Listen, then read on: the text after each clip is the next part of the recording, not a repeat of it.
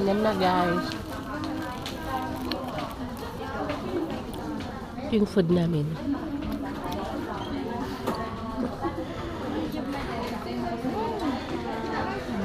Hindi pa naman ito, te. Hmm? Sa amoy niya.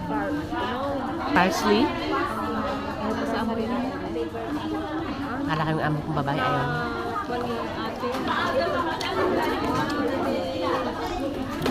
Nagpa-despedida. Sino po yung umuwi natin na ate? Sa Tiguada? Matanda. Yung Guada? Nagka-coordinata.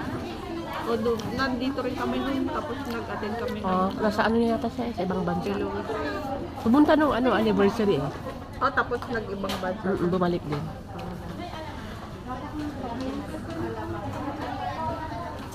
Nag-video ka. Bahala ka. Na-monetize ka na?